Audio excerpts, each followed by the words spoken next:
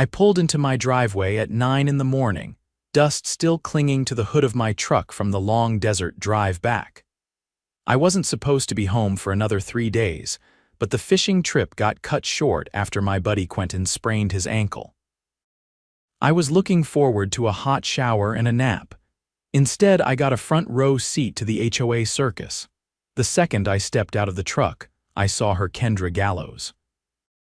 HOA president, clipboard clutched like a weapon, sunglasses too big for her face, and that permanent scowl she wore like a badge of honor.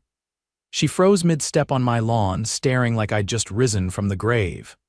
"Why are you back?" she asked, voice sharp like a mosquito in your ear. "Good morning to you too, Kendra," I said, grabbing my duffel from the backseat. "Didn't realize I needed to inform the HOA if I come home early." She didn't answer. Instead, she turned on her heel and marched down the sidewalk, pulling out her phone like it was a loaded gun. I watched her from the porch, already knowing where this was going. I didn't care. I was tired, dirty, and just wanted to be left alone. 15 minutes later, I had shampoo in my hair when the doorbell rang, more pounding, then shouting, "Quinlan. Open this door right now." I grabbed a towel, still dripping, and stomped downstairs. Through the peephole, 2 officers, hands on their belts, with Kendra flapping her arms behind them like a mother hen on meth. I opened the door. "Officers." "This about my early arrival?" One of them glanced at the other. "Sir, we received a call about a possible break-in. The reporting party said the homeowner was out of town and someone unknown entered the property." "Unknown?" I stepped aside. "You want ID, or would the family photos in the hallway do the trick?" Kendra leaned forward, eyes wide. "He's not supposed to be back until Thursday. I have it on the neighborhood calendar." I looked at her. "You have my vacation schedule written down." She didn't blink.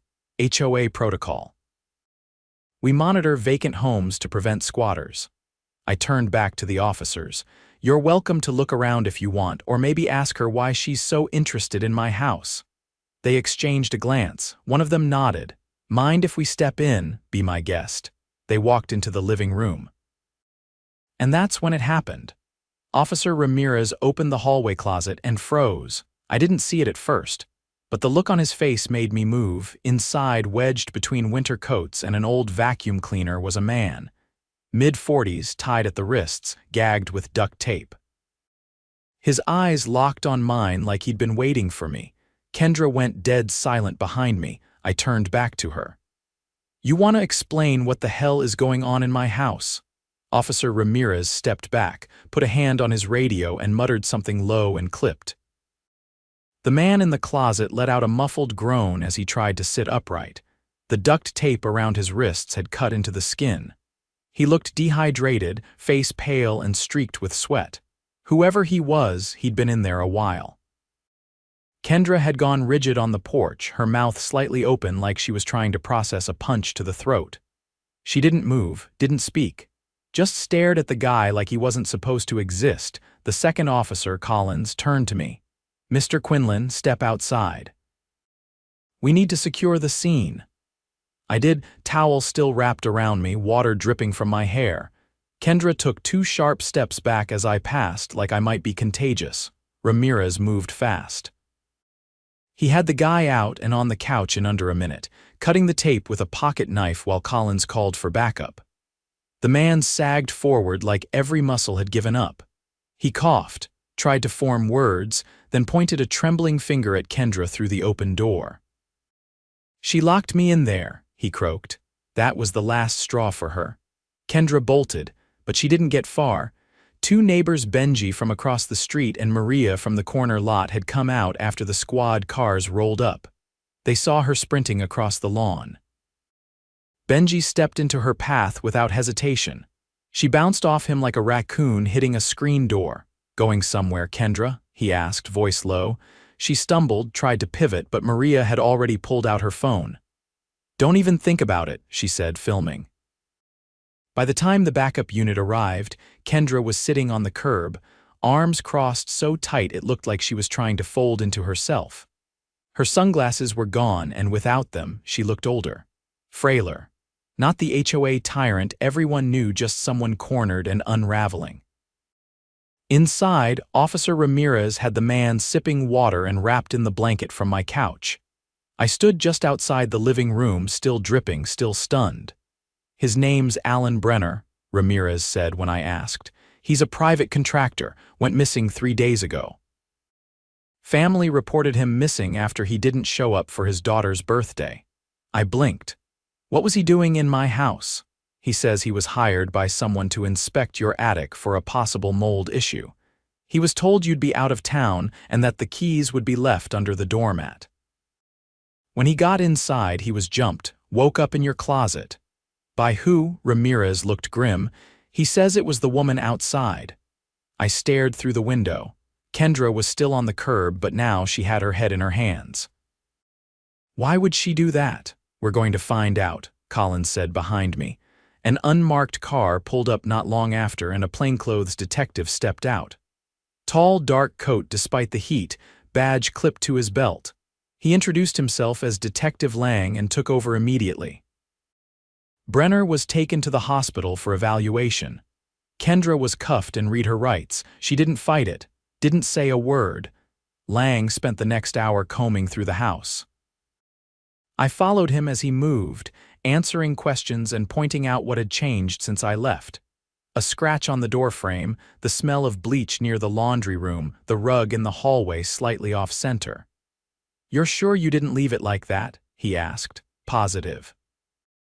"I don't even use that closet, it's mostly junk," he nodded. "She probably thought you'd be gone longer, had a cleanup plan." "Why stash him here at all?" I asked. "Why not in her own house?" Lang gave me a look. "Because if she'd been caught with him, it's kidnapping. If it's in someone else's place, especially an empty one, she can play dumb and point fingers." I sat down hard on the arm of the couch. "That's why she freaked when I came home early. She probably thought she had at least 2 more days to move him or finish whatever she was doing." The implication made my stomach twist. It wasn't long before the forensic team showed up. Gloves, cameras, plastic bags. They took fingerprints, samples, photos of the closet. The tape, the water bottle in the corner, the scuff marks on the inside of the door where Alan had kicked. One of them found a burner phone tucked behind the insulation in the attic. Lang took it, scrolled, then showed me a photo on the screen. It was my living room, taken from outside the window. "Time stamped from 2 nights ago. She was watching the house," he said. "Probably to make sure no one got curious." "She has keys to other homes too," I said, realization dawning. "As HOA president, she keeps a community access box in her garage." "We all thought it was for emergencies." Lang's jaw tightened. "We'll need to check that. Could be a lot worse than we thought." By noon, the entire street was crawling with law enforcement. Neighbors had gathered in clusters, murmuring, pointing, taking photos. I caught pieces of conversation. She always acted like she owned the place. "I heard she made copies of everyone's keys." "Did you see her face when they pulled him out?" Lang came back with a clipboard. "We're going to need you to make a formal statement down at the station." "You can ride with me." I nodded and grabbed some dry clothes from upstairs. As I changed, I couldn't stop thinking about the number of times Kendra had let herself into people's homes under the guise of inspection or routine code enforcement. She always said the HOA had broad authority. Apparently, she believed that included detaining people. Outside, as I locked the front door, Maria came up beside me. "This is insane," she whispered. "She's been controlling everything for years, dues, permits, even who could hang what on their porch. But this is something else." "She ever mess with you?" I asked. She nodded. "She fined me for unauthorized wind chimes, said they were a safety hazard. I replaced them with a bird feeder and she filed a complaint about rodent attraction. It was never about rules, just power." That tracked. As we pulled away from the curb, Lang tapped the steering wheel. "You know, this isn't the first time I've heard about an HOA president going too far, but this is a first." "She's going to prison, right?" He didn't answer right away. "She's looking at kidnapping, unlawful imprisonment, possibly attempted manslaughter depending on what the hospital report says. And if we find surveillance footage or evidence, she's done this before, yeah. She's not walking away from this. When we arrived at the station, they had me sit in a small room with a metal table and a camera in the corner. Lang asked more questions, this time with a recorder on.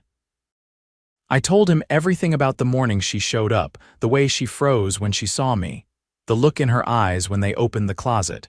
Before I left, he handed me a copy of the incident report with a case number. "Keep this," he said. "And if you remember anything else, call me directly." I walked out into the late afternoon sun, still trying to process it all. My house had been a crime scene.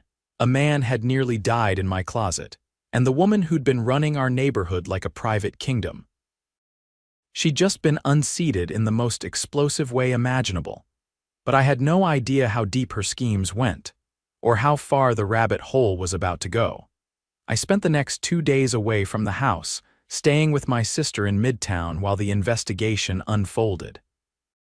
The detectives didn't want me sleeping in a place that still had evidence tagged in every room. That was fine by me. I didn't want to be anywhere near the closet door. By the time I got back, the crime scene tape was gone, but the reminders stuck around. A fingerprint dusting smudge on the hallway light switch. A boot print from one of the forensics guys on the stairs. My couch cushions flipped and rearranged. It felt like someone else's house now. I made coffee and stood at the kitchen window watching the street. Most of the neighbors avoided eye contact. A few waved stiffly. Maria came by with a casserole I didn't ask for and told me the HOA board had called an emergency meeting. "They're panicking," she said, handing me the foil-covered dish. "Nobody knows how deep this goes. There's talk of dissolving the board entirely. Who's running it now?" The vice president tried to take charge, but apparently Kendra never shared any of the passwords. Not for the budget spreadsheets, the security gate systems, not even the community website. That's not surprising. Maria shifted her weight. "There's something else. You know that guy Allen, the contractor. Turns out he was the whistleblower from that zoning scandal 3 years ago in West Briar." I set the dish on the counter. "The one where the HOA president was taking bribes from developers?" "Yeah, Allen went public with evidence. That guy had enemies." I looked at her. "You think this wasn't random?" "I think Kendra didn't just want him out of your house. She wanted him silenced, and she used your property to do it." That landed cold in my gut. I thanked her, told her I'd be fine, and shut the door with more force than necessary. The next morning I got a call from Detective Lang. "We got the warrant for her garage," he said. "What you find, a wall safe, hidden behind a pegboard, took some effort to crack. And there's a ledger. Names, addresses, amounts. Looks like she's been collecting hush money, maybe even blackmailing residents." I rubbed my temple. "How long has this been going on?" "Earliest entry is from 6 years ago. She's been building a quiet empire. Using HOA authority to intimidate people, then offering to fix their violations for a fee, and that's just what we've seen so far." "Does it tie into Allen?" Lang paused. "His name's in the ledger, underlined with a note, Snoops, dangerous, watch list." That stuck with me all day. That evening, I was pulling weeds from the flower bed, something to keep my hands busy, when a city code inspector showed up in a tan sedan. A woman in her early 50s, clipboard under one arm, steel-toed boots, and a "don't mess with me" posture. "You Quinlan?" she asked. "Yeah, that's me." She nodded and handed me a folded document. "This is a municipal review notice. Your HOA appears to have filed dozens of unauthorized citations over the last few years. We're doing a full audit." "Wait, how does that involve me?" "Your property was used in a felony. That triggers a compliance investigation under Municipal Code Section 23-4. We're going to need access to the HOA's digital logs, and your testimony might be needed in court." I took the paper, blinking. "You're saying the whole neighborhood's under review?" "Not just this one. Every HOA that used Kendra's property management firm." I stared at her. "She ran a management firm. Technically, yes, but it wasn't listed under her name. It was under a shell company registered in Nevada. We tracked it back after the safe was opened." "A neighbor across the street, mister." Kellerman, who never so much as waved in 5 years, walked over, arms crossed tight over his chest. "She fined me last December for having a wreath on my mailbox," he said, voice sharp. "Said it violated the non-denominational outdoor decor clause. Now I find out she was running a side business out of our dues." The inspector gave a tight nod. "She diverted funds from the HOA escrow account into a private LLC. Preliminary estimates put it near 200,000. Kellerman let out a whistle. "And we thought the worst she ever did was ban barbecue grills." That night I couldn't sleep. I kept thinking about the safe, the list, the guy in my closet. I pulled up my laptop and started digging. Turns out Kendra's name had popped up in several online HOA forums going back nearly a decade. Different cities, different states. Always the same MO. She'd move in, charm her way onto the board, then start tightening rules, raising fines, and pushing out dissenters. Then she'd sell the place and move on. I found a post from a guy in Arizona who claimed she threatened to foreclose on his house over a mailbox that didn't match the community aesthetic. Another from a woman in Georgia who said Kendra had accessed her backyard while she was at work and taken photos through her kitchen window. The pattern was unmistakable. The next morning, I received a subpoena. It was signed by the county DA's office. They wanted me in court as a material witness.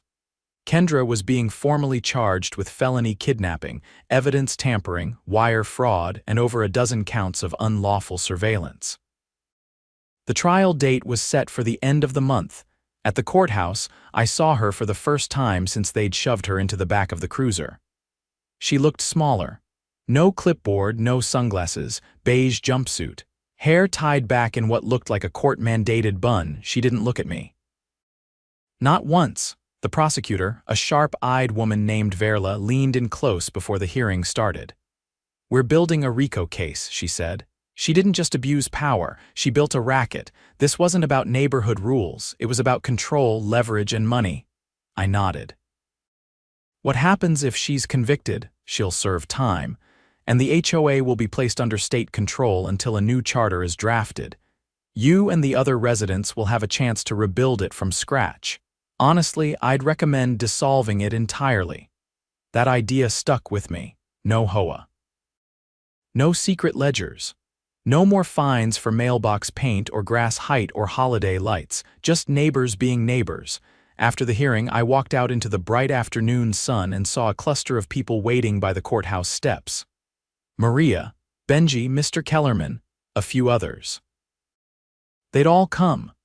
"She tried to run this place like a dictatorship," Benji said, "but she forgot one thing." "What's that?" I asked. "We live here too." Maria handed me a folder. Inside were 27 signatures, a petition to formally dissolve the HOA. "We only needed 25, she said, "but we figured more wouldn't hurt." I flipped through the names. Even people who'd never spoken to me before had signed. People Kendra had silenced, fined, intimidated. All of them were ready to take back the neighborhood. There was one more thing in the folder. A letter from Alan Brenner. He'd written it from his hospital bed, thanking the community for stepping up and apologizing for getting them caught in the crossfire. He said he'd spent his life exposing corruption, but never expected to be locked in a stranger's closet because of it. The last line hit hard. Sometimes justice doesn't come from the courts. Sometimes it comes from the people who refuse to be pushed around. That night, we held a block meeting in my driveway. No microphones, no gavel, no agenda, just people talking, planning, reclaiming what had been twisted, and for the first time in years, there was laughter on our street. Not polite, not forced, real. We weren't just neighbors anymore. We were a community. The city clerk's office smelled like old paper and lemon polish, a strange combination of decay and control. I sat across from Assistant Attorney Welch, a narrow-shouldered man with a receding hairline and a voice that never rose above a conversational whisper, even when he was rattling off criminal statutes. A folder sat open in front of him, thick with printed emails, scanned letters, and photos that no one should have been able to take without a warrant. She accessed over 30 properties using unauthorized duplicate keys, he said, turning a page with surgical precision. Some during the day. Some at night, always when the owners were either out or believed to be. I leaned back. And no one noticed, they noticed, just didn't connect the dots. Complaints were filed, but she dismissed them as misunderstandings. The HOA board trusted her word over the residents. She insulated herself with bureaucracy. The phrase made my skin crawl. I thought about how many times I'd waved her off, how often I'd ignored those pink slips threatening citations for things I never even did. She'd built a wall of red tape so thick, no one had questioned what she was doing behind it. Welch pushed a photo across the table. It showed a room, bare concrete floor, a folding table with a laptop, and a corkboard pinned with maps of the neighborhood. My house was circled in red. We found this in a storage unit under her shell company's name. Where, 3 blocks from here, rented under a pseudonym, she'd been using it for nearly 4 years. I stared at the photo. There were other houses marked too, some with red check marks. Others with question marks scrawled beside them. What's the difference? I asked. She was prioritizing targets. The check marks are properties she'd already accessed. The question marks, those were next. He flipped to another sheet, a ledger entry showing my address alongside a date and time. The same day Alan had gone missing. Welch sat back and interlocked his fingers. She knew when you'd be gone. She knew exactly when to act. I didn't respond. I didn't need to. He slid another form toward me, an affidavit, to formally dissolve the HOA under municipal code provisions for criminal breach of fiduciary duty. All it needed was my signature as the registered property owner most directly impacted by the felony investigation. I signed. Outside, the sky had darkened. The streetlights buzzed and flickered as I drove through the neighborhood. The petition Maria had started had already made the rounds, and with my signature, it hit the threshold.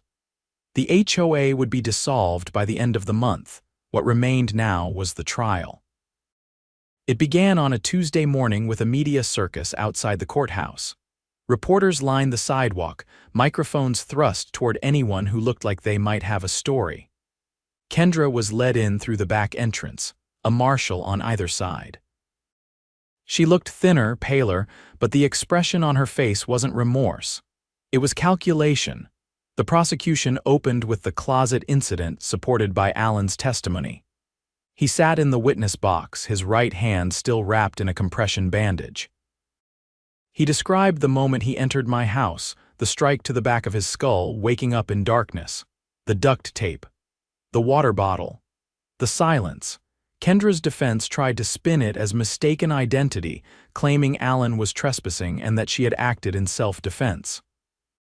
But the moment they introduced that angle, the prosecution dropped the hammer. Surveillance footage from a neighbor's dash cam.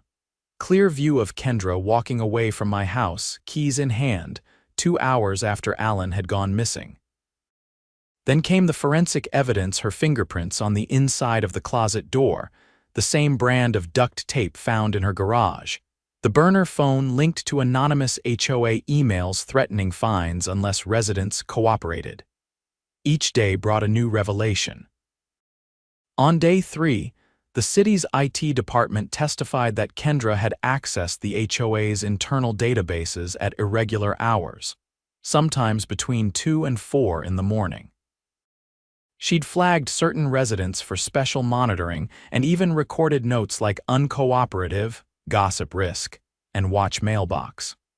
The jurors barely concealed their disgust, but it was day 5 that sealed it. A woman named Nadine from 2 streets overtook the stand. She was quiet, hands trembling slightly as she clutched her statement. Her voice was barely audible at first.